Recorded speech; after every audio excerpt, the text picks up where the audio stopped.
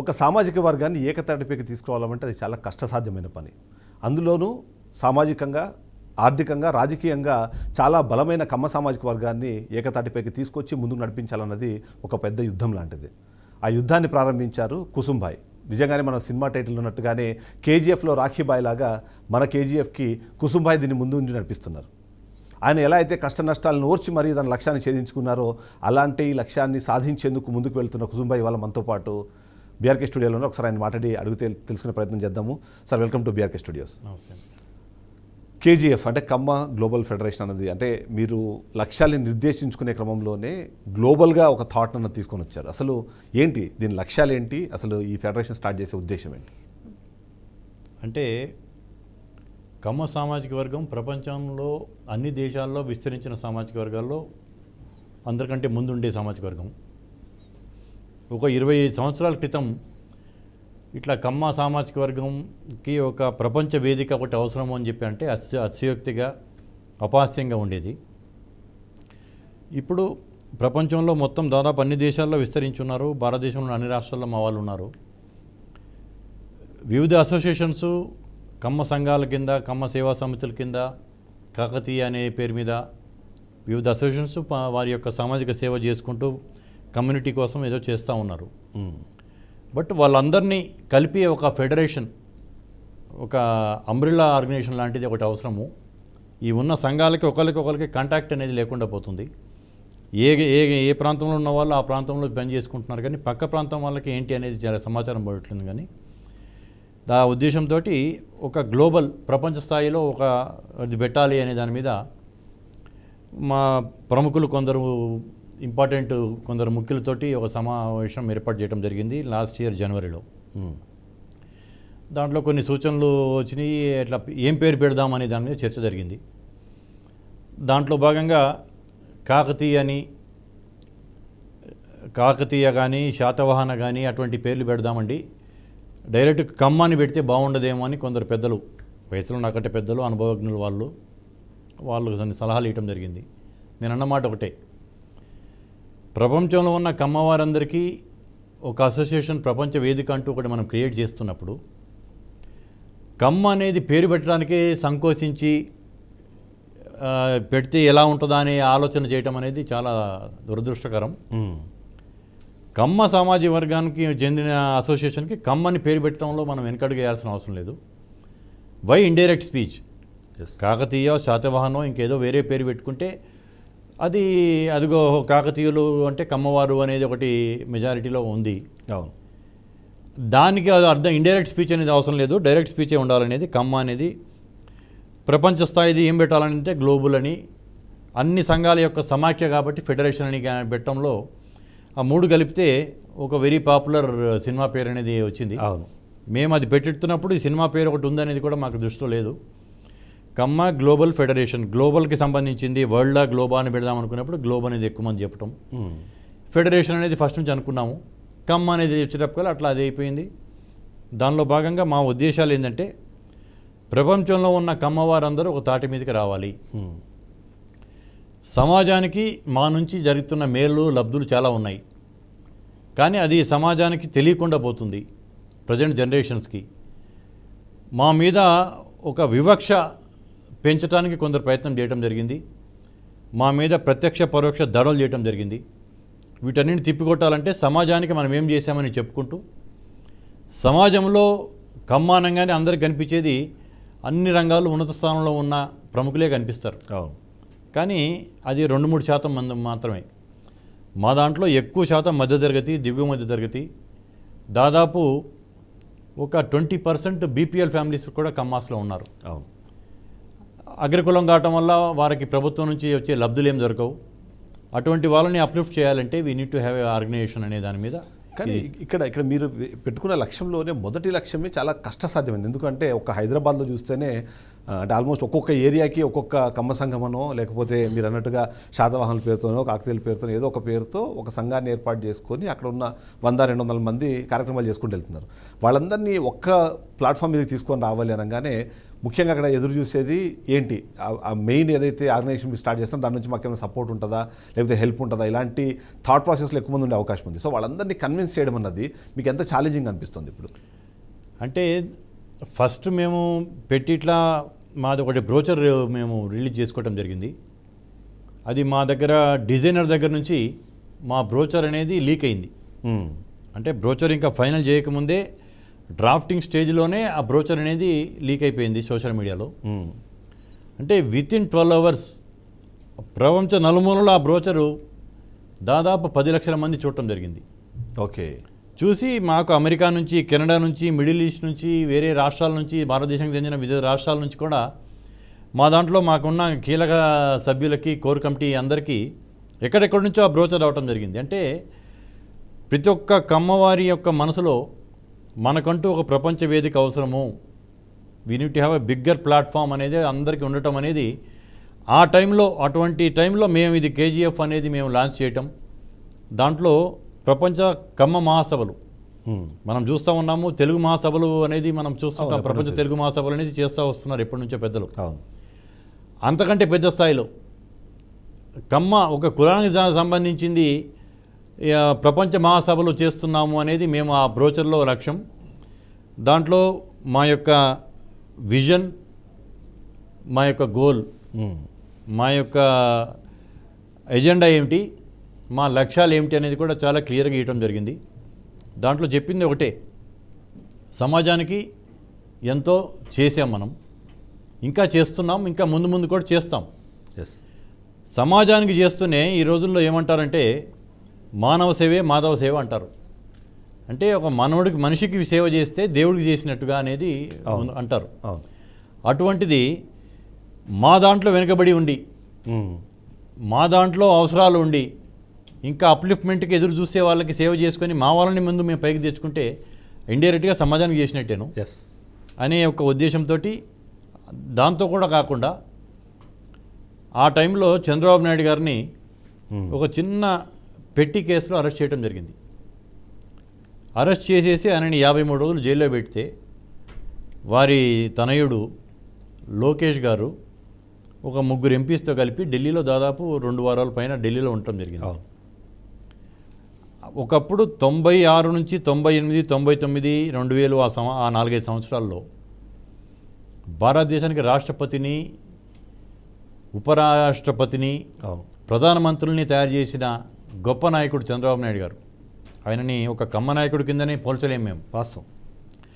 అటువంటి జాతీయ స్థాయి నాయకుడికే ఒక చిన్న కేసులో పెట్టేసి ఆయన జైల్లో ఉంటే, వారి అబ్బాయి వెళ్ళి ఢిల్లీలో వెళ్ళి తన తండ్రిని ఇట్లా అన్యాయంగా లోపలేశారు, అరెస్ట్ చేశారనేది తన యొక్క గలం నిరసన తెలపటానికి వెళ్తే ఎవరు స్పందించిన వాళ్ళు లేరు. అంటే చంద్రబాబు నాయుడు గారి లాంటి గొప్ప నాయకుడి కుటుంబానికే అటువంటి పరిస్థితి వస్తే ఒక సాధారణ కమ్మవాడి పరిస్థితి ఏమిటి?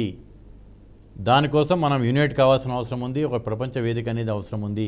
ఎవరికైనా ఒకళ్ళ కష్టం వస్తే నలుగురు వెళ్ళేసి అండగా నిలబడతామని ఒక భరోసా, ధైర్యం ఇవ్వాల్సిన అవసరం ఉంది అనే ఉద్దేశంతో మేము ప్రపంచ సభలో అంత ఇమ్మీడియట్గా పెట్టడానికి కారణం.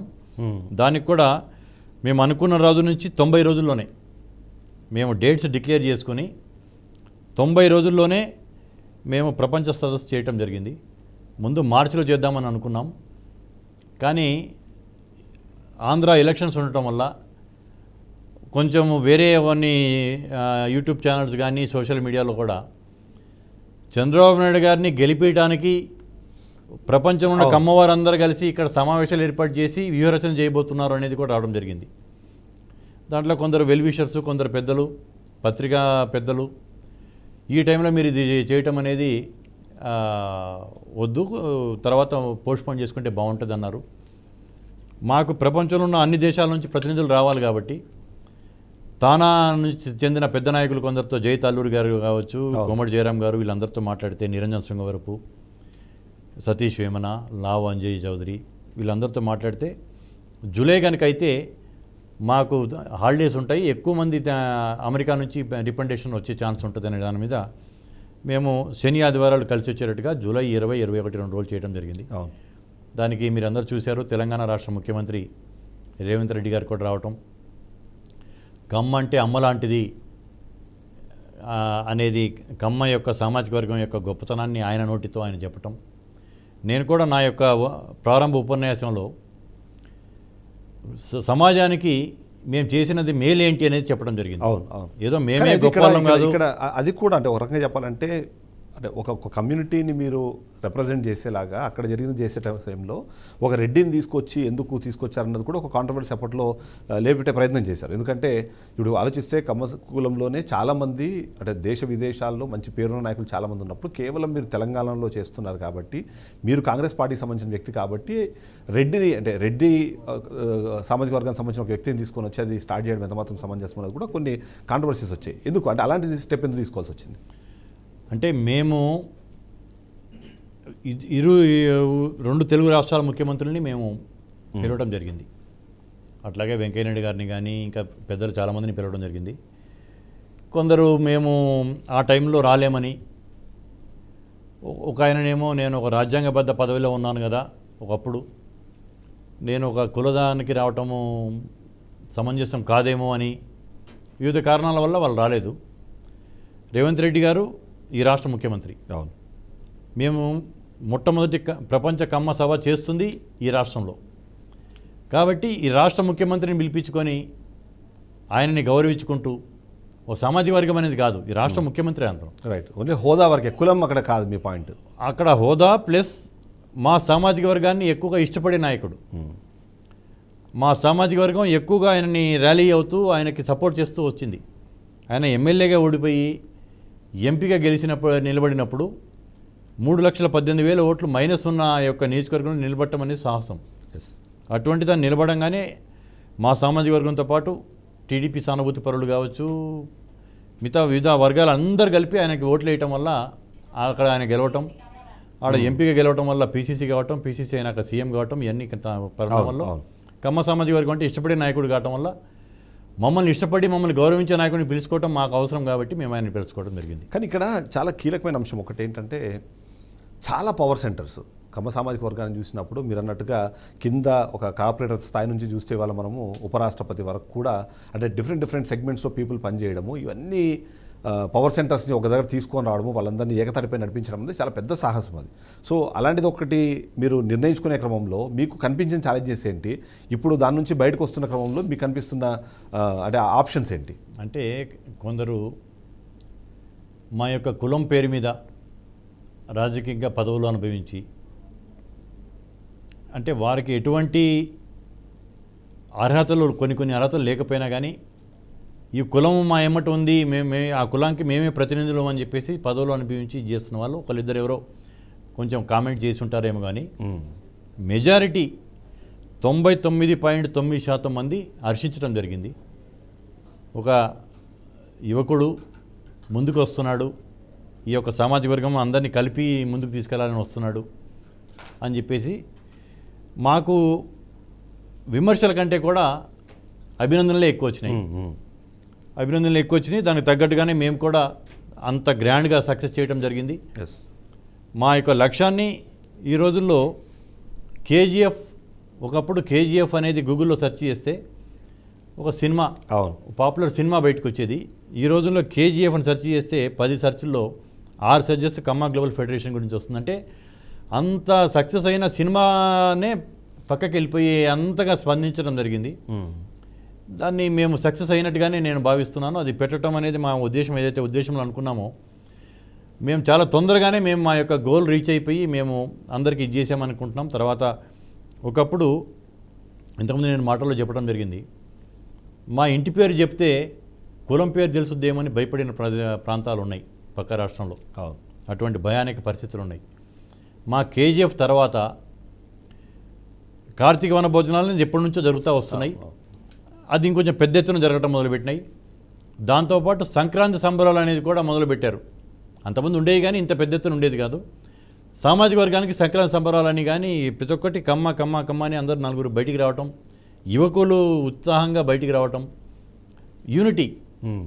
యూనిటీ పెంచుకోవటం అనేది జరిగింది.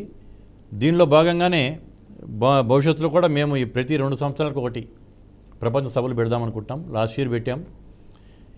నెక్స్ట్ ఇయర్ యూఎస్లోనో ఎక్కడో, ఇంకా ఎక్కడ అనేది అనుకోలేదు.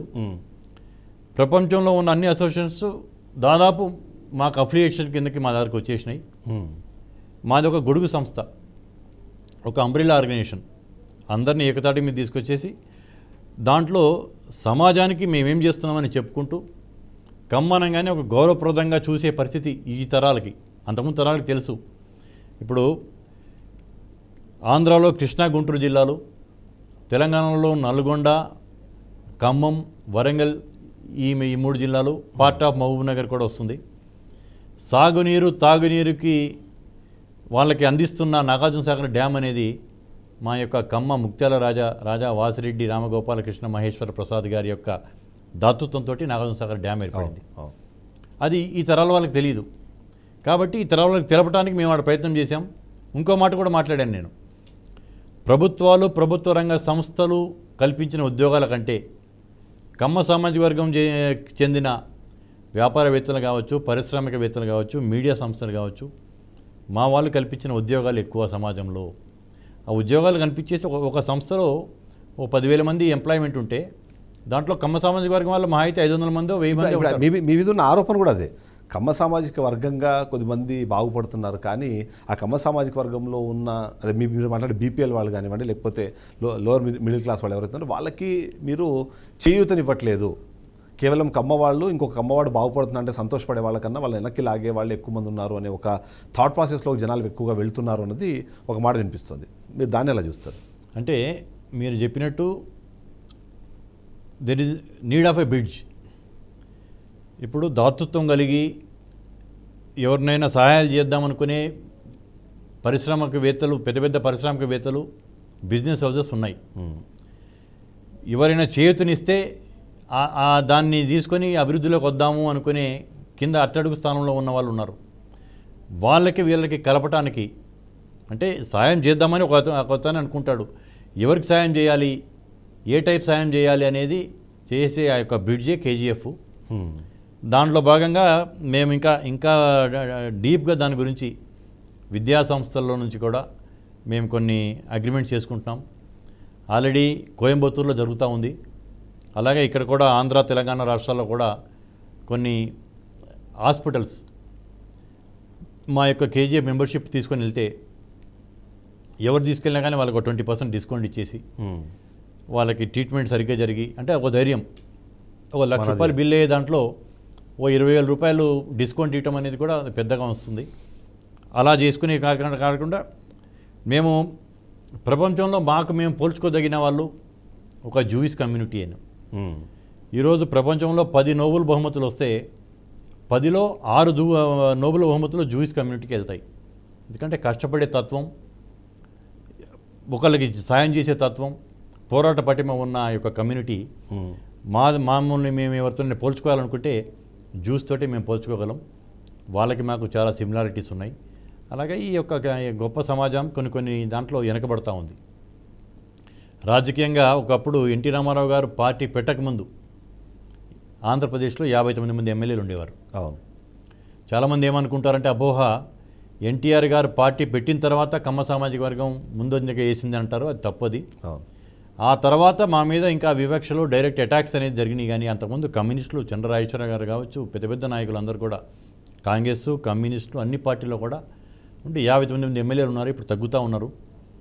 రాజకీయంగా ఎప్పుడైనా రాజకీయంగా మా సామాజిక వర్గం వాళ్ళు ప్రముఖ స్థానంలో ఉంటే మా వాళ్ళతో పాటు నలుగురికి మేలు చేసే మనస్తత్వం ఉన్న సామాజిక వర్గం.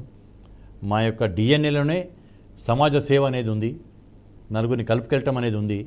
కాబట్టి రాజకీయంగా మా వాళ్ళు వెనకబడకుండా రాజకీయాల్లో ముందుకెళ్లాలనే ఒక ఉద్దేశంతో ఒకవైపు అన్ని పార్టీలు ఇంక్లూడింగ్ కాంగ్రెస్ పార్టీతో సహా సరే బడుగు బలహీన వర్గాలకు రాజ్యాధికారం అందించాలి అనే ప్రయత్నంలో భాగంగా అగ్రకులాలు, ముఖ్యంగా కమ్మ కులాలని కూడా ఇక్కడ తొక్కేసే ప్రయత్నం జరుగుతుందన్న ఒక విమర్శ వినిపిస్తున్న నేపథ్యంలో ఇది నిజంగానే సాధ్యమయ్యే పనేనా? ఎందుకంటే ఇప్పుడు 2 రాష్ట్రాలు మనం చూసినప్పుడు కంపారిటివ్లీ తెలంగాణలో కమ్మ డామినేషన్, రెడ్డి డామినేషన్ రెండు ఇక్కడ మనకు కనిపిస్తుంది. ఆంధ్రప్రదేశ్లో కూడా దాదాపుగా అదే తరహా ఉంది. ఇక్కడ అధినేతలు ఆ కులాల వాళ్ళైనా సరే వాళ్ళు ఎంచుకుంటున్న పందా మాత్రము బడుగు బలహీన వర్గాలకు రాజ్యాధికారం ఉన్నది. సో ఇప్పుడు సాధ్యపడే అవకాశం ఉందా? అంటే బడుగు బలహీన వర్గాలకి వాళ్ళకి చేతునిచ్చి వాళ్ళని ముందుకు తీసుకెళ్ళటం అనేది చేయటం అనేది చాలా అవసరం. సోషల్ జస్టిస్ అనేది చాలా అవసరం, చేస్తున్నారు కూడా. సోషల్ జస్టిస్తో పాటు సోషల్ ఇంజనీరింగ్ అనేది కూడా చాలా అవసరం. ఇప్పుడు కొత్త నినాదం ఒకటి వచ్చింది, జిస్కి జిత్ని ఆబాదీ ఉస్కి ఉత్ని భాగ్యదారి అని. అంటే తెలుగులో చెప్పాలంటే ఎవరికి ఎంత సంఖ్యాపరం ఉంటే సంఖ్యాపరంగా తగ్గట్టుగా వాళ్ళకి భాగస్వామ్యం కూడా ఉండాలని. సంఖ్యాపరంగా కూడా మేము తక్కువ కాదు. తెలంగాణలో మేము 5.5% ఉన్నాం రాష్ట్ర జనాభాలో. అదే నేను చెప్తుంది, సంఖ్యాపరంగా మాకున్నన్ని అవకాశాలు రాజకీయంగా మాకు రావట్లేదు. కాబట్టి రాజకీయంగా మాకు అవకాశాలు ఇస్తూ మిగతా వాళ్ళకి కూడా అందరికీ సంఖ్యాపరంగా అందరికీ సమాజంగా ఇప్పుడు బీసీ, ఎస్సీ, ఎస్టీ, మైనార్టీ అందరికీ కూడా అవకాశాలు కల్పించాలని చెప్పేసి మేము కూడా కోరుకుంటాం. ఓ రకంగా వెనుకబడిన తరగతులకి రాజకీయంగా ఎక్కువ అవకాశాలు ఇచ్చిన party TDP party. NT Rama Rao గారి వల్లనే ఆ రోజు చాలామంది పెద్ద పెద్ద నాయకులు, దేవేంద్ర గౌడ్ గారు కావచ్చు, ఎంతోమంది నాయకులు వెనుకబడిన సామాజిక వర్గం నుంచి చాలా అగ్రస్థానంలోకి వెళ్ళిపోయారు. కాబట్టి అందరిని తీసుకెళ్లే ఒక ఉద్దేశంతో మా వాళ్ళకి మేము చేసుకుందాం అనేది, వాళ్ళకి చేస్తూ మా వాళ్ళని కూడా చేసుకుంటూ రాజకీయంగా మా వాళ్ళని ముందుకు పెట్టాలి అనే ఉద్దేశంతో మేము ఇది చేసాం. సంఖ్యాపరంగా ఎంసీహెచ్ ఉన్నప్పుడు, మున్సిపల్ కార్పొరేషన్ ఆఫ్ హైదరాబాద్ ఉన్నప్పుడు ఇక్కడ యాదవ సామాజిక వర్గం సింగిల్ లార్జెస్ట్ క్యాస్ట్. అవును. ఎప్పుడైతే ఎంసీహెచ్ నుంచి జిహెచ్ఎంసీగా మారిందో, గ్రేటర్ మున్సిపల్ కార్పొరేషన్ అయిందో, కమ్మ సామాజిక వర్గం single largest caste in Hyderabad. కాబట్టి నెక్స్ట్ మేయర్గా హైదరాబాద్ నెక్స్ట్ జరగబోయే ఎలక్షన్స్లో మేయర్గా కమ్మ సామాజిక వర్గానికి అవకాశం కల్పించాలి. దాదాపు 10% కార్పొరేటర్స్ మా వాళ్ళకి ఇవ్వాలి అనేది ఒక మా డిమాండ్. కేజీఎఫ్ దాని మీద పనిచేస్తుంది. ఎవరు ఏ రాజకీయాలకు సంబంధం లేదు. ఈ యొక్క కేజీఎఫ్ అనేది రాజకీయాలకు అతీతంగా పనిచేస్తున్న, నేను కాంగ్రెస్ పార్టీ నాయకుడినైనా కానీ రాజకీయాలకు అతీతంగా పనిచేస్తుంది. సామాజిక వర్గం, మా సామాజిక వర్గం మేలు కోసం పనిచేస్తున్న కేజీఎఫ్ ఆర్గనైజేషన్ ఇది. ఎక్కువ మందిని ముందుకు తీసుకొస్తూ రేపు తమిళనాడులో కూడా నెక్స్ట్ ఇయర్ 26 ఏప్రిల్ మేలో తమిళనాడులో ఎలక్షన్స్ రాబోతున్నాయి. అవును. ఆంధ్ర, తెలంగాణ 2 రాష్ట్రాల కంటే కూడా తమిళనాడులో మా యొక్క సంఖ్య ఎక్కువ. ప్రపంచంలో మా యొక్క బ్రోచర్లో మేము చెప్పడం జరిగింది, సైంటిఫిక్గా రీసెర్చ్ చేసుకొని చెప్పడం జరిగింది. 2.1 crores కమ్మ పాపులేషన్ ఉంటుంది ప్రపంచవ్యాప్తంగా అని. ఆ 2 కోట్లు అంటే భారతదేశ జనాభా 140 కోట్లు అయితే 1.5% భారతదేశ జనాభాలో మా సామాజిక వర్గం ఉన్నారు. అంటే సంఖ్యాపరంగా మేము తక్కువ కూడా కాదు. తమిళనాడులో దాదాపు 65 నుంచి 70 లక్షల మంది మా సామాజిక వర్గం ఉన్నారు. అక్కడ కమ్మ నాయుడు అంటారు, కమ్మ నాయుడు అంటారు. అక్కడ కనీసం మాకు ఒక 25 నుంచి 30 సీట్లు, అసెంబ్లీ సీట్లు మాకు మా వాళ్ళకి కేటాయించాలనే దాని మీద ఈ సంవత్సరం ఎండింగ్లో, డిసెంబర్ ఎండింగ్లు కానీ జనవరి ఫస్ట్ వీక్ కానీ 4-5 నెలల ముందు తమిళనాడు ఎలక్షన్స్లో ఒక 1 మిలియన్ మీటింగ్ కేజీఎఫ్ ఆధ్వర్యంలో తమిళనాడుకు చెందిన కమ్మ సంఘాలన్నింటినీ కలుపుకొని వాళ్ళందరితో కలిసి ఒక 10 లక్షల మందితో అతి భారీ బహిరంగ సభని తమిళనాడులో ఏర్పాటు చేస్తున్నాం. అంటే మా సంఖ్యాబలం ఇదిగో ఇది. కొన్ని విమర్శలు ఏమొస్తున్నాయంటే వీళ్ళు సంఖ్యాపరంగా తక్కువ ఉన్నా కానీ వీళ్ళన్నింటిలో వీళ్ళ పెత్తనం చేస్తుంటారనేది. సంఖ్యాపరంగా కూడా మేము తక్కువ కాదు, ఇదిగో ఇది మా సంఖ్య అని చూపించడానికి రీసెంట్గా ఒక 3 నెలల క్రితం కర్ణాటక ప్రభుత్వం కులగణన చేసేసి ఏ కులం ఎంత అనేది సంఖ్య డిక్లేర్ చేసింది. దాంట్లో కమ్మ సామాజిక వర్గం కర్ణాటకలో తక్కువ 30 లక్షల మంది ఉంటారు. మీకు రాయచూరు, బొల్లారి, సింధనూరు, గంగావతి, మాన్వి ఈ ఏరియాలోనే దాదాపు 10 లక్షల మంది ఉంటారు. అటువంటిది కర్ణాటక రాష్ట్ర ప్రభుత్వం, రాష్ట్ర ముఖ్యమంత్రి 1,15,000 మంది కమ్మ సామాజిక వర్గం ఉంటారు కర్ణాటకలో అని చెప్పేసి చెప్పడం జరిగింది. అంటే రాజకీయంగా మమ్మల్ని వెనక్కి లాగడానికి వీళ్ళు రాజకీయంగా వీళ్ళకి 1,00,000 మంది, రాష్ట్రం మొత్తం మీద 1,00,000 మంది అంటే రాజకీయంగా అవకాశాలు ఇవ్వాల్సిన అవసరం కూడా లేదు వీళ్ళకి అని చూపే ఉద్దేశం అనేది, అటువంటి కుట్ర కోణం ఏదైనా ఉందేమో అనే దాని మీద మేము మా వాళ్ళు ఇంతమంది ఉన్నారని చెప్పటమే కాకుండా చూపించాల్సిన అవసరం ఉంది. ఈ భారతదేశాన్ని పరిపాలించే వాళ్ళే కాకుండా అమెరికా అధ్యక్షుడు కూడా మా యొక్క కుల బలం అంటూ తెలియడానికి మేము 10 లక్షల మందితో అతి భారీ బహిరంగ సభ తమిళనాడులో ఏర్పాటు చేస్తున్నాం. ఆ తర్వాత సంఖ్యాపరంగా వీళ్ళు తక్కువ అనే ఒక విమర్శ అనేది పటాపంచలు అయిపోతుంది. కానీ ఇప్పుడు అంటే 4 రాష్ట్రాల్లో మన కమ్మ కులానికి సంబంధించిన వాళ్ళు స్ప్రెడ్ అయి ఉండడము, దేశ విదేశాలు ఎక్కువ మంది వెళ్ళిపోయి అక్కడ సెటిల్ అయిపోవడము, ఇది ఏమైనా నెగిటివ్ పాయింట్గా ఏమైనా చూస్తున్నారు మీరు? ఏదైనా మీకు అది ఒక పెద్ద ఛాలెంజ్ లాగా ఏమైనా అనిపిస్తుంది? ఎందుకంటే ఒక తాటిపైకి తీసుకొచ్చే క్రమంలో 4 రాష్ట్రాలకు సంబంధించిన ఈ వ్యవహారాలన్నింటినీ కూడా మీరు చూడాల్సి వస్తుంది. ఎక్కడికక్కడ రాజకీయంగా కానీ సామాజికంగా డిఫరెంట్ ఈక్వేషన్స్ వస్తుంటాయి. సో ఆ 4 రాష్ట్రాల్లో విస్తరించడం ఏమైనా ఇవాళ మీకు అది నష్టం చేకూరుస్తుందని ఏమైనా అనుకుంటున్నారు? అంటే ఒక రకంగా మాకు మీరు అన్న పాయింట్ చాలా వ్యాలిడ్ పాయింట్. అది మాకు ఒక రకంగా రాజకీయంగా మా యొక్క పట్టు కోల్పోవటానికి కారణమవుతుంది. ఎవరి చేతిలో అయితే వ్యవసాయ భూములు ఉంటాయో ఆ రైతు కింద కుల వృత్తుల వాళ్ళు కావచ్చు, ఒక వివిధ సామాజిక వర్గ వాళ్ళు ఆ రైతుతో కలిసి ప్రయాణం చేస్తారు. ఒకప్పుడు కమ్మ సామాజిక వర్గం కావచ్చు, రెడ్డి సామాజిక వర్గం కావచ్చు, గ్రామాల్లో వ్యవసాయ భూములు వీళ్ళ చేతిలో ఉండేవి. ఈ రోజుల్లో విద్యార్థులు ఇప్పుడు వ్యవసాయం అనేది లాభసాటిగా లేకపోవటం వల్ల చదువుకొని పట్టణీకరణ గ్రామాల నుంచి పట్టణాలకు రావటం, పట్టణాల నుంచి ఇంకా ఉన్నత చదువులు చదువుకొని విదేశాలకు వెళ్ళిపోవటం జరుగుతుంది. యూత్ అంతా అటు నుంచి వెళ్ళిపోతూ ఉన్నారు కాబట్టి గ్రామాల్లో వ్యవసాయ భూములు చేసేవాళ్ళు లేక అమ్ముకోవటం జరుగుతుంది. మా వాళ్ళు కావచ్చు, రెడ్డి సామాజిక వర్గం వాళ్ళు కావచ్చు. దానివల్ల భవిష్యత్తులో రాజకీయంగా పట్టుకోల్పోతాము అనేది మాకు కూడా ఉంది. నేను ఎక్కడికి వెళ్ళినా కానీ సాధ్యమైనంత వరకు మీరు ఒకవేళ పంటలు వ్యవసాయం చేయలేకపోయినా ఎవరికైనా కౌలుకి ఇచ్చైనా సరే కానీ వ్యవసాయ భూములు దయచేసి అమ్ముకోకండి. ఎవరికి వివిధ సామాజిక వర్గానికి చెందిన వాళ్ళు ఎవరైనా సరే, మన సామాజిక వర్గం వాళ్ళైనా సరే స్తోమతను బట్టి వ్యవసాయ భూములు కొనుక్కోవాలనేది ఒక నినాదం కింద మేము తీసుకెళ్తున్నాం. దీనివల్ల గ్రామాల్లో వ్యవసాయ భూములు లేకపోవటం వల్ల వెనకబడుతున్నాము అనే ఒక ఆ ఫీలింగు, వెనకపడతామేమో ముందు ముందు భవిష్యత్తు ఎలా ఉంటుందో అనే ఒక అది అయితే మా మనసులో కూడా ఉంది. అయితే అంటే యూజువల్గా కమ్మవాళ్ళని మనం చెప్పేటప్పుడు క్షత్రియుల అంశం మీలో ఉంటుంది, వ్యవసాయానికి సంబంధించిన నైపుణ్యత మీలో ఉంటుంది, రాజులుగా సైన్యాధ్యక్షులుగా పనిచేసిన ఒక పనితనం మీలో ఉంటుంది. కానీ రాజకీయ కారణాల వల్ల ఎక్కడో ఒక ఆత్మన్యూనతా భావం ఉంది. కొద్దిమంది అవును నేను కమ్మ అని చెప్పుకోవడానికి కూడా మొహమాటపడిన పరిస్థితులు ఉన్నాయి, అంటే అక్కడ ఉన్న స్థానిక రాజకీయ పరిస్థితుల వల్ల అని అంటారు. సో అది ఇవాళ దాని నుంచి ఓవర్కమ్ అయినట్టు అనుకోవచ్చు అంటారా, లేకపోతే ఇంకా స్టిల్ అది ఇంకెక్కడైనా కంటిన్యూ అవుతుందా? ఇంకా ఓవర్కమ్ కాలేదు. ఫ్రాంక్లీ చెప్పాలంటే ఇంకా అది ఓవర్కమ్ కాలేదు. మనకెందుకులే అని ఒకటి ఇప్పుడు తెలంగాణలో ఉంది. నేను ఇక్కడే పుట్టి పెరిగాను, మా పిల్లలు ఇక్కడే పుట్టారు. నిన్ననే నా కూతురు ప్రసవించి నా మనమరాలు కూడా ఇక్కడే పుట్టింది. అంటే మూడో తరం ఇక్కడ మేము పుట్టాము. సరే నేనంటే ఓకే.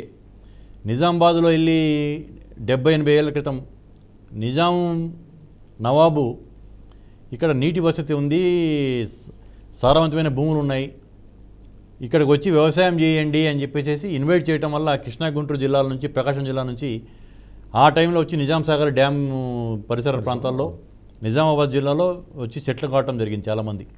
అంటే వాళ్ళందరూ 70, 80, 90 ఏళ్ళ క్రితం. అంటే వాళ్ళు 4-5 తరాలు కూడా ఇక్కడే పుట్టారు. అవును. కానీ మీరు అన్న పాయింట్, మనం ఇక్కడ మన మూలాలు అక్కడ ఉన్నాయి కాబట్టి ఇక్కడ మన సంఖ్యాపరంగా ఇంత ఉన్నా కానీ ధైర్యంగా ఇది మా రాష్ట్రము, ఇది మేము ఇక్కడ వాళ్ళమే అని అనటం అనేది కొద్దిగా వెనకబడతా ఉన్నారు. దాన్ని కూడా మేము అధిగమించి మనం తెలంగాణ ప్రజలం, తెలంగాణ నివసిస్తున్న వాళ్ళు తెలంగాణ వాళ్ళు. తమిళనాడులో 500 సంవత్సరాలు 400-500 సంవత్సరాల క్రితం వెళ్ళిపోయారు. ఇప్పుడు కూడా వాళ్ళ ఇళ్లలో తెలుగే మాట్లాడతారు. అయితే మన తెలుగు అంత స్వచ్ఛంగా ఉండదు, వాళ్ళకి కొంచెం యాస మారిపోయి ఉంటుంది. వాళ్ళని వడుగర్లని, వీళ్ళు వలసవాదులని, వీళ్ళు ఆంధ్రా నుంచి వచ్చిన వాళ్ళని చెప్పేసి ఇప్పటికి కూడా ఆడ వివక్ష ఉంది. తమిళ్ నాన్ తమిళ్ అనే దాని మీద అటువంటివన్నీ పోగొట్టాలి. ఇప్పుడు వసుదైక కుటుంబం అంటారు.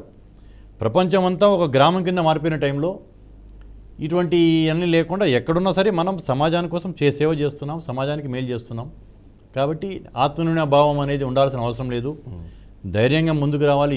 దిస్ ఈజ్ ఇప్పుడు మాది, మా ప్రాంతం, ఈ ప్రాంతం, మేము ఇక్కడే పుట్టాము, ఇక్కడే ఉంటాము, ఇక్కడే చనిపోతాము, ఈ మట్టిలో కలిసిపోతాము అనే ఒక ఆ ఫీలింగ్ అనేది బయటకు తీసుకెళ్లాల్సిన అవసరం ఉంది. దాని మీద ఈ కేజీఎఫ్ అనేది చాలా వరకు సక్సెస్ అయింది. ఇంకా ముందు రాబోయే కాలంలో ఇంకా ఇదవుతుంది. మీ అందరికీ ఎక్కడ second grade citizen, we are not second grade citizens of anywhere. మనం ఇక్కడ భారతీయులము. అమెరికాకి వెళ్ళి సెటిల్ అయిపోయి అక్కడ అమెరికా పౌరసత్వం తీసుకున్న వాళ్ళు అమెరికా యొక్క అభివృద్ధిలో పాల్పడుతున్నారు. లండన్ వెళ్ళిన వాళ్ళు అక్కడే, మిడిల్ ఈస్ట్లో వెళ్ళిన వాళ్ళు అంతే. అట్లా ఎక్కడెక్కడే ఉన్నా మనం సమాజానికి ఎంతో చేస్తున్నాం. కాబట్టి ఆత్మన్యూన భావం అనేది కమ్మ సామాజిక వర్గంలో ఉండాల్సిన అవసరం లేదు. అన్నింటిలో మనం ధైర్యంగా ముందుకు రావాలి, బయటికి రావాలి అనేది అంటూ, దాంతోపాటు ఇప్పుడు మీరు అన్నారు సాధారణంగా కమ్మ సామాజిక వర్గం రైతు కుటుంబాలు మావి, మా మూలాలు వ్యవసాయం. అలాగే క్షత్రియ వారస ఇది కూడా ఉంది. మేము సైన్యాధిపతులుగా చేశాం, మేము యుద్ధాలు చేశాం, ఎంతో ఇది చేసిన అనుభవం ఉంది. క్షాత్రం కూడా మా దగ్గర ఉంది. క్షాత్రం ఉంది, పాండిత్యం ఉంది. బ్రాహ్మణులకి ఉన్నంత పాండిత్యం కూడా మా దాంట్లో ఉంది. వ్యవసాయం ఉంది, అన్ని రకాలుగా ఉన్నాం, మేము అన్నింటిలో ఉన్నాం. కాబట్టి ఈ యొక్క గొప్ప మన యొక్క దీన్ని భవిష్యత్ తరాలకి, ఇప్పుడున్న జనరేషన్స్కి ఇంటి పేరు గోత్రం కూడా తెలియకుండా అయిపోతుంది. ఇవన్నీ మళ్ళీ చెప్పి మళ్ళీ ఇంకా రీఇటరేట్ చేయడానికి ఈ యొక్క కేజీఎఫ్ పనిచేస్తుంది. సో ఇక్కడ ఎందుకంటే జమీందారీ వ్యవస్థలో కమ్మ సామాజిక వర్గం మన చాలా కీలకమైన ఒక పాత్ర పోషించడం కానివ్వండి, జమీందారీ ఇట్లాంటి దానివల్ల కొన్ని సామాజిక వర్గాలకి కమ్మ సామాజిక వర్గం దూరం అయ్యింది, లేకపోతే వాళ్ళని దగ్గర తీసే ప్రయత్నం జరగలేదు కొన్ని దశాబ్దాల క్రితం అనే ఒక మాట వినిపిస్తుంది. సో ఇప్పుడు వాళ్ళని దగ్గర తీస్తున్నాము అన్నదాన్ని ఉన్నా సరే ఇంకా స్టిల్ ఎక్కడో ఒక చోట ఆ గ్యాప్ ఉందా అన్న అనుమానం కూడా చాలా మందిలో ఉంది. సో మిగిలిన సామాజిక వర్గాలకు సంబంధించి కమ్మ సామాజిక వర్గం చూసినప్పుడు దాన్ని ఎలా బ్రిడ్జ్ చేయాలంటారు? అంటే అది నేను ఒప్పుకోను. కమ్మ సామాజిక వర్గం అనేది ఎప్పుడు ఒకరి మీద డామినేట్ చేసి పెత్తనం చేసిన సామాజిక వర్గం కాదు. ఎవరికైనా సరే అందరినీ కలిసి సహపంక్తి భోజనం చేసిన సామాజిక వర్గము. మహాత్మా గాంధీ యొక్క ఐడియాలజీ కావచ్చు, ఇవన్నీ వినోబా భావే లాంటి గొప్ప గొప్ప మహనీయుల యొక్క ఐడియాలజీని తీసుకున్నారు. మా దాంట్లో అతి గొప్ప నాయకుడు స్వర్గీయ ఎన్జి రంగా గారు. ఆయన రైతు బాంధవుడు. ఆయన ఈ తెలుగు రాష్ట్రాల్లో దక్షిణ భారతదేశంలోనే కాకుండా ప్రపంచవ్యాప్తంగా ఉన్న రైతులందరికీ, భారతదేశంలో ఉన్న రైతులందరికీ కూడా ఒక రోల్ మోడల్ కింద ఉన్నాడు. ఆయన రాజకీయంగా కూడా శిక్షణ తరగతులు ఏర్పాటు చేశాడు. ఆయన శిష్యులందరూ ఎవరంటే ఒక రాజగోపాలాచారి గారి గాపచ్చి, రాజగోపాల్ నాయుడు గారి తప్పించి, ఇది గల్లారణి గారి వారి ఫాదర్. మిగతా వాళ్ళు గౌతి లచ్చన గారు కానీ, చెన్నారెడ్డి గారు కానీ, కందుల ఓబులరెడ్డి గారు, పెద్దిరెడ్డి తిమ్మారెడ్డి గారు, ఇటువంటి వాళ్ళందరూ, రోసయ్య గారు, వీళ్ళందరూ కూడా రాజకీయంగా ఆయన తయారు చేసిన ఆయన శిష్యులు. అంటే ఆయన తయారు చేసిన దాంట్లో కమ్మ సామాజిక వర్గం వాళ్ళు 10 మందిలో ఒకళ్ళు కూడా ఉండరు. అట్లా మేము ఎప్పుడు ఏ సామాజిక వర్గాన్ని దూరం చేయలేదు. అందరినీ దగ్గర తీసుకున్నాం. అందరినీ దగ్గర తీసుకొని హక్కును చేర్చుకున్న సామాజిక వర్గంలో నెంబర్ 1 ఎవరు ఉన్నారంటే అది కమ్మ సామాజిక వర్గమే. సో ఇప్పుడు మనము అంటే రెగ్యులర్గా చూసినప్పుడు ఎక్కువ శాతం వచ్చే ఆరోపణ కమ్మ సామాజిక వర్గం ఏకీకరణలో అత్యంత కీలకమైన అంశము రాజకీయంగా వీళ్ళందరూ ఆల్రెడీ డివైడ్ అయిపోయారు. కొద్దిమంది ఒక్కొక్క పార్టీలో వెళ్ళిపోయి ఎంత ఏమనుకున్నా ఫైనల్గా ఆ రాజకీయాలు అన్నవి కీలకమైన పాత్ర పోషించి ఏకీకరణ అన్నది కొద్ది కష్టతరమైన విషయంగా మారింది అనేది కూడా కొంతమంది మాట్లాడుతుంటారు. సో ఆ అంశాన్ని మీరు ఎలా చూస్తారు? అంటే మేము అనేది ఒకటే, ఎవరికి ఏ రాజకీయ పార్టీ సిద్ధాంతాలు నచ్చి ఏ రాజకీయ పార్టీలో అవకాశాలు ఉంటాయంటే ఏ రాజకీయ పార్టీలో ఉండొచ్చు. ఇంగ్లీష్ వాళ్ళు ఒక పదం ఉంది ఇంగ్లీష్లో, don't keep all your eggs in one basket అని. అంటే ఒకటే పెట్టెలో కనుక గుడ్లు పెడితే పెట్టె కింద పెడితే అన్నీ పగిలిపోతాయని. 4 గుట్లు 4 పెట్టాలంటారు. నా పర్సనల్ ఫీలింగ్ కూడా ఎవరికి ఏ రాజకీయ పార్టీ సిద్ధాంతాలు ఉండి ఎక్కడ అవకాశాలు ఉంటే అన్నిట్లో ఉండాలి, అన్నిట్లో మా వాళ్ళు ముందు ఉండాలనే దానికే మా యొక్క దృక్పథం. దానికోసమే కేజీఎఫ్ తోడ్పడతా ఉంటుంది. అందరు కలిపి ఒకటే రాజకీయ పార్టీలో రావాలనేది కూడా నేను అనను. వాళ్ళకి నచ్చిన సిద్ధాంతాలు, నచ్చిన పార్టీలు, అవకాశాలు అన్నింటిలో అందరికీ రావు. కొందరికి కొన్నిట్లో వస్తాయి, కొందరికి తేలిగ్గా వస్తాయి, కొందరికి కష్టంగా వస్తాయి. కాబట్టి ఏ రాజకీయ పార్టీకి ఇంక్లైన్ అయ్యి ఉండదు కమ్మ సామాజిక వర్గం. అన్ని పార్టీల్లో ఉంటారు. అన్ని పార్టీలో ముందంజ ఉండడానికి కేజీఎఫ్ అనేది తోడ్పడుతుంది. ఎక్కడో ఒక చోట టీడీపీ పార్టీని కమ్మ సామాజిక వర్గం బాగా ఓన్ చేసుకుంది, లేదా టీడీపీ పార్టీని కమ్మ సామాజిక వర్గానికి సంబంధించిన ఒక సెంటర్ పాయింట్గా చాలామంది చూసే ప్రయత్నం చేస్తున్నారు. మీరు అన్నట్టుగా గత 5 సంవత్సరాల్లో కమ్మ సామాజిక వర్గం మీద ఎక్కువ దాడులు జరగడానికి కారణం కూడా టీడీపీ ముద్ర వేసుకోవడమే అన్న ఒక విమర్శ వినిపిస్తుంటుంది. సో దాని నుంచి ఇప్పుడు బయటకు వచ్చిందా, లేకపోతే ఇంకా స్టిల్ అలానే కంటిన్యూ అవుతుంది అన్నది ఒక ప్రశ్న. అంటే ఎన్టీ రామారావు గారు రాజకీయ పార్టీ స్థాపించకముందు కమ్మ ముఖ్యమంత్రి అనేది ఆంధ్ర రాష్ట్రాల్లో లేరు. ఆయన తర్వాత చంద్రబాబు నాయుడు గారు ఆ యొక్క వారసత్వాన్ని కొనసాగిస్తున్నారు. సహజంగా కాంగ్రెస్ పార్టీలో కమ్మ సామాజిక వర్గానికి ముఖ్యమంత్రి స్థాయిగా అవకాశాలు రాలేదు. ఆ రోజు ఎన్జి రంగా గారు రాష్ట్రపతి కాదగిన అన్ని అర్హతలు ఉన్నారు. ఎన్జి రంగా గారు కూడా రాష్ట్రపతి కాలేకపోయారు. దానివల్ల కమ్మ సామాజిక వర్గం అనేది కొద్దిగా రాజకీయంగా మనము ముందంజలో అన్ని అర్హతలు ఉండి కూడా అన్ని యాంగిల్స్లో కూడా మనం కష్టపడే తత్వం ఉంది, నలుగురిని ఎమ్మటి తీసుకెళ్లే యొక్క భావం ఉంది, నలుగురికి చేతునిచ్చే స్వభావం ఉంది, కూడా రాజకీయాలు వెనుకబడుతున్నామని ఒక ఫీలింగ్ ఉండటంలో ఒక వ్యాక్యూమ్ ఉన్న టైంలో ఎన్టీ రామారావు గారు పార్టీ స్థాపించడం, అన్ని సామాజిక వర్గాలు వెనుకబడిన తరగతులు కావచ్చు అందరితో పాటు కమ్మ సామాజిక వర్గం కూడా పూర్తిగా ఆయన ఎంబటి ఉండటం, ఆయనని ర్యాలీ చేశారు. ఆ తర్వాత చంద్రబాబు నాయుడు గారు దాన్ని కొనసాగించారు. అలా అని కమ్మానంగానే ఓన్లీ టీడీపీ అని చూడటం అనేది కూడా కరెక్ట్ కాదు. ఇప్పుడు చంద్రబాబు నాయుడు గారు, ఎన్టీ రామారావు గారు పార్టీ పెట్టినప్పుడు కూడా కాంగ్రెస్లో రాయపాటి సాంబశివరావు గారు, కావూరి సాంబశివరావు గారు ఇటువంటి పెద్ద నాయకులు ఉన్నారు, ఎన్జి రంగా గారు ఉన్నారు. ఇప్పుడు అక్కడ వైగో గారు ఉన్నారు తమిళనాడులో, ఎండిఎంకే పార్టీ వ్యవస్థాపక అధ్యక్షుడు ఆయన. తర్వాత డిఎండికే అని చెప్పేసి విజయకాంత్ గారు ఉన్నారు. అంటే ఇక్కడ అక్కడ కాకుండా టీడీపీ ఎందుకంటే తెలుగు రాష్ట్రాల్లో ముఖ్యంగా ఆంధ్రప్రదేశ్లో కమ్మ సామాజిక వర్గం టీడీపీతో ఎక్కువ ఇంక్లైన్ అయి ఉండటం వల్ల టీడీపీ అనగానే కమ్మ పార్టీ అని చెప్పి అంటాం. ఇక్కడ కాంగ్రెస్ అనగానే రెడ్డి పార్టీ అంటాం. అది తప్పు. అందరూ ఉన్నారు. కమ్మ సామాజిక వర్గం అన్నిట్లో ఉండాలి, అన్నిట్లో ఉంది కూడా. ఒక ముద్ర అనేది కమ్మ సామాజిక వర్గానికి లేదు, అన్నింటిలో ఉన్నారు. ఇప్పుడు బీజేపీలో కూడా వెంకయ్యనాయుడు గారు జాతీయ అధ్యక్షుడు చేశాడు ఆయన, అలాగే ఉపరాష్ట్రపతి చేశాడు, రాష్ట్రపతి మిస్ అయిపోయింది. ఎన్జీ రంగా గారికి మా సామాజిక వర్గం నుంచి ఇద్దరికి రాష్ట్రపతులు మిస్ అయినాయి అర్హత నుండి కూడా, ఎన్జీ రంగా గారికి, వెంకయ్యనాయుడు గారికి. మొట్టమొదటి మద్రాసు రాష్ట్రానికి ముఖ్యమంత్రిగా బొల్లినేని మునుస్వామి నాయుడు గారు ఉన్నారు. బ్రిటిషర్స్ పరిపాలిస్తున్నప్పుడే ఈడుపుగంటి రాఘవేంద్రరావు గారు సెంట్రల్ ప్రావిన్స్ మధ్యప్రదేశ్కి చేసిన సెంట్రల్ ప్రావిన్స్కి ముఖ్యమంత్రిగా ఉన్నారు. అట్లా మా సామాజిక వర్గంలో ఉన్నారు కాబట్టి ఒక పార్టీలో అంటాం అనేది లేదు. టీడీపీలో ఎక్కువ మంది ఉంటారు. కానీ ఇప్పుడు అదే పార్టీలో మరికొన్ని ఆరోపణలు ఏంటంటే, ఆయన కష్టాల్లో ఉన్నప్పుడు, చంద్రబాబు నాయుడు కష్టాల్లో ఉన్నప్పుడు మిగిలిన సామాజిక వర్గాల కన్నా ఎక్కువగా ఆ రోజు కమ్మ సామాజిక వర్గం అన్నది పక్కన ఉంది. ఆ పోరాటం కానివ్వండి, ఆ మిగిలినంతా దాన్ని ప్రపంచవ్యాప్తం చేయడానికి చేసిన ఒక కృషి ఉంది. కానీ ఇవాళ అధికారంలోకి వచ్చిన తర్వాత కమ్మ వాళ్ళను పక్కన పెట్టి మిగిలిన వాళ్ళందరినీ తన చుట్టూ చేర్చుకుంటున్నారు. ఆ ఫ్రేమ్లో చూసినప్పుడు ఆయన ఇంకొకరు తప్ప మిగిలిన వాళ్ళందరూ వేరే సామాజిక వర్గాలు. సో ఇలా ఉంటే ఎలా? మిగిలిన వాళ్ళని గమనించినప్పుడేమో వాళ్ళ సామాజిక వర్గాన్ని పక్కన పెట్టుకుంటున్నారు. కానీ బట్టి ఇది ఇక్కడ సాధ్యపడట్లేదు ఎందుకు అన్నది ఒక ప్రశ్న వినిపిస్తుంది. సో మీ అబ్జర్వేషన్ ఏంటి దానిపైన? అంటే దాని మీద ఇప్పుడు ఒక్కొక్కరికి ఒక్కొక్క రకంగా ఉంటుంది, ఒక్కొక్కరి స్టైల్ ఒక్కొక్కటి. కొందరేమో ఓపెన్గా ఎస్ నేను పలానా సామాజిక వర్గం అయితే తప్పేంటి, నా వాళ్ళు కాబట్టి నా వాళ్ళని ఎమ్మడి తీసుకెళ్తానని కొందరు నాయకులు ఉంటారు. కొందరు నాయకులు మా వాళ్ళు ఎక్కువ ఉంటే చూసేవాళ్ళు ఏమన్నా ఇదిగో మొత్తం వీళ్ళందరినీ తీసుకెళ్తున్నాడని చెప్పి అనుకుంటారేమో అని ఇదని కొంచెం జంక్ ఉండే నాయకులు కొందరు ఉంటారు. అట్లా ఉండటం వల్ల జరుగుతున్నాయి. కానీ అది నాయకుడి యొక్క మానసిక ఆయన యొక్క స్వభావాన్ని బట్టి ఉంటుంది కానీ దానివల్ల ఇప్పుడు కమ్మ సామాజిక వర్గం ఇప్పుడు టీడీపీలో కూడా దాదాపు 33-34 మంది ఎమ్మెల్యేలు గెలిచారు మొన్న ఆంధ్రలో. మంత్రులు కూడా 4 మంత్రులు ఉన్నారు.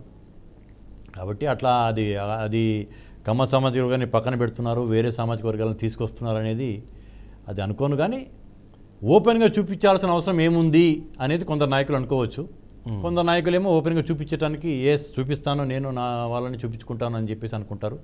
అది నాయకుల యొక్క స్వభావాన్ని బట్టి ఉంటుంది. కానీ దానివల్ల మాకేమీ ఇబ్బంది ఏం లేదు. కానీ చాలా కులాల్లో మనం ఇంతకుముందు మాట్లాడుకున్నాం, మళ్ళీ అగైన్ అదే చాలా కులాల్లో ఆ కులాలకు సంబంధించిన వాళ్ళని తీసుకొచ్చే ప్రయత్నం, పైకి తీసుకొచ్చే ప్రయత్నం చేస్తుంటారు, అవకాశాలు కల్పించే అవకాశాన్ని చూస్తూ ఉంటారు. ముఖ్యంగా మార్వాడీస్ లాంటి వాళ్ళని చూసినప్పుడు ఎక్కడి నుంచో ఏ రాష్ట్రానికి వెళ్ళినా సరే వాళ్ళ ఒక ఐక్యత అన్నది మనకు కనిపిస్తుంటుంది. ఒకరు ఇంకొకరికి చేయిని అందించి వాళ్ళు ముందుకు వెళ్ళడానికి అవకాశం క్రియేట్ చేస్తారు. కానీ కమ్మ సామాజిక వర్గంలో అలాంటిది కనిపించదు. ఆ వైపుగా జరిగే ప్రయత్నాల్లో కూడా వాటిలో డిఫరెంట్ యాంగిల్స్ని చూపించే ప్రయత్నం చేస్తుంటారు అన్నది వినిపిస్తుంటుంది. సో దాన్ని ఇప్పుడు కేజీఎఫ్ ఎట్లా అంటే ఎక్కడైనా సరే యూనిటీ అనేది ఎప్పుడు వస్తుందంటే మైనార్టీలో ఉన్నప్పుడు యూనిటీ వస్తుంది.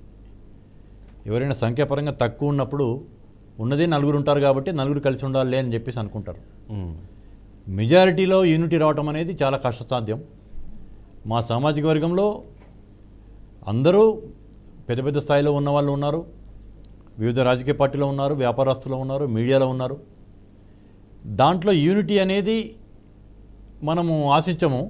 బట్ ఇప్పుడు కేజీఎఫ్ వచ్చిన తర్వాత మనం ఒక్కొక్కళ్ళం కనుక అయితే అందరినీ మనం టార్గెట్ చేస్తున్నారు, మన మీద అన్యాయంగా అక్రమంగా కేసులు పెడుతున్నారు, మనం ఇది చేస్తున్నారు అనే దాని మీద ఇప్పుడు కమ్మ సామాజిక వర్గం అనేది ఏకతాటి మీదకి వచ్చి మనందరం కలిసి ఉండాలి.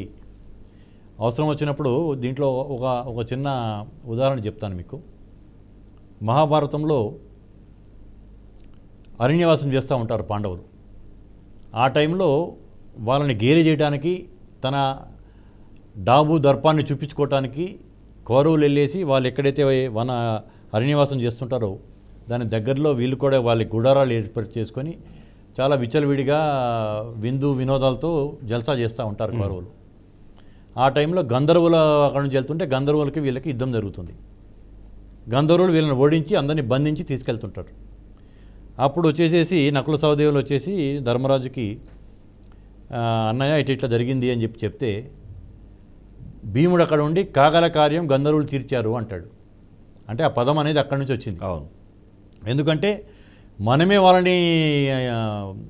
వాళ్ళ మీద యుద్ధం చేసి వాళ్ళని బంధించి వాళ్ళని అవమానపరచుదాము, వాళ్ళు ఇట్లా చేస్తున్నారు అనేది నాకే కోపం ఉంటే మనం చేద్దామనుకునే పని గంధర్వులు చేశారు కాబట్టి కాగల కార్యం గంధర్వులు తీర్చారని చెప్పేసి అంటాడు. అప్పుడు ధర్మరాజు ఏమంటాడంటే వాళ్ళు మనము పోటీ ఉన్నప్పుడు మనం 5గురము వాళ్ళు 100 మంది, మనలో మనము ఉన్నప్పుడు వాళ్ళు 5, మనం 5, వాళ్ళు 100. అవును. అదే మూడో వ్యక్తితోటి మనకు ఏదన్నా వచ్చినప్పుడు మనం 105 మంది కలిసి మనం ఇది చేయాల్సిందే అని చెప్పేసి ముందు ఆ గంధర్వులని ఓడించి వీళ్ళని విడిపించండి అని చెప్పేసి అంటాడు.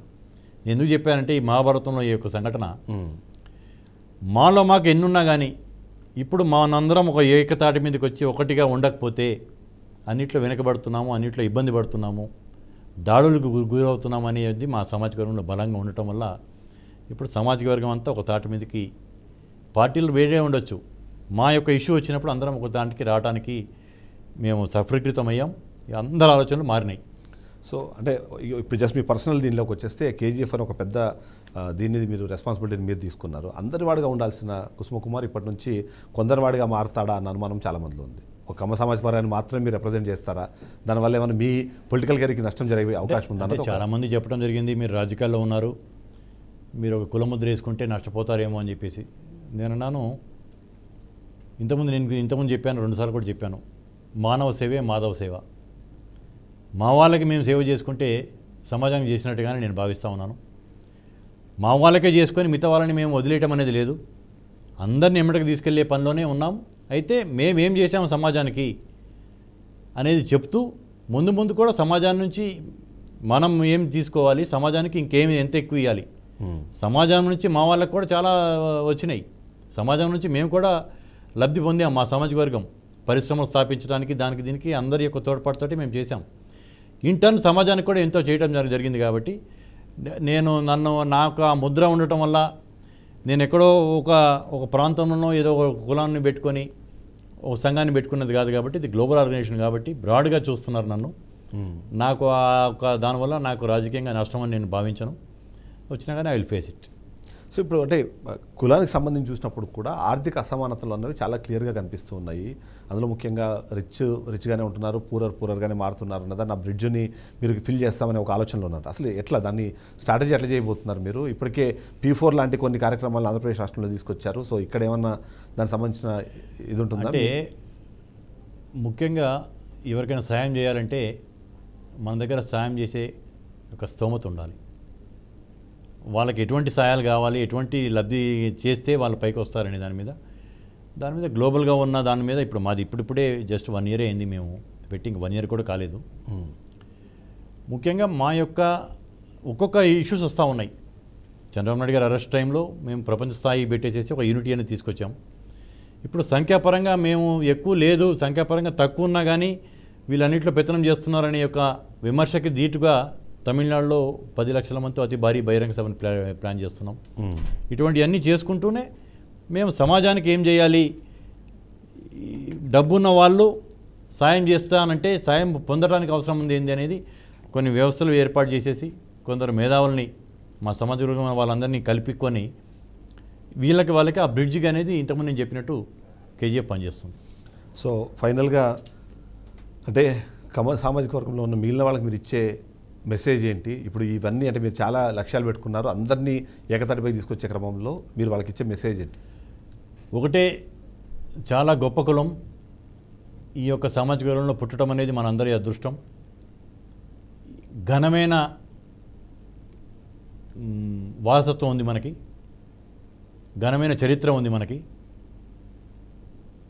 వర్తమానం అనేది పర్వాలేదు, కానీ భవిష్యత్ అనేది కూడా అలాగే ఘనంగా ఉజ్వలంగా ఉండాలంటే మనందరం కలవాల్సిన అవసరం ఉంది. నిష్కారణంగా మన మీద దాడి చేసినా, మనల్ని విమర్శించినా, మనల్ని తక్కువ చేద్దామని చూసినా మన యొక్క సంఘటిత బలం అనేదే మనకు అందరికీ మేలు జరుగుతుంది. కాబట్టి ఐక్యంగా ఉందాం, మనం ముందుకు తీసుకెళ్దాం, మనతో పాటు సమాజానికి ముందుకు తీసుకెళ్దాం అనేది నేను చెప్పేవి. Right, thank you very much. ఓవరాల్గా చూస్తే మాత్రం కులంగా కాదు, దీన్ని ఒక సమూహంగా చూడాల్సిన అవసరం ఉంటుంది. ఒకరి చెయ్యి మరొకరు పట్టుకొని ముందుకు సాగితే ఆ ప్రయాణం సాఫీగా సాగడంతో పాటు ఒక పెద్ద యుద్ధానికైనా సరే సిద్ధమయ్యేంత స్థాయిలో అది ఉండేదనేది మనకు తెలుస్తుంటుంది. అంతేకాకుండా ఏదైతే సామాజిక వర్గానికి సంబంధించి మాట్లాడే క్రమంలో ఆత్మన్యూనతా భావం అన్నది నిజంగానే అవసరం లేదు. ఎందుకంటే మానవ సేవ మాధవ సేవ అనే స్థాయిలో అన్నింటిలోనూ ముందుండే కులాన్ని మనం ముందుండి నడిపించాల్సిన అవసరం ఉందన్నది కుసుమకుమార్ చెప్తున్నారు. ఇది వాళ్ళ నెక్స్ట్ మళ్ళీ కలుద్దాం. State to BRK news, Telugu సత్తా.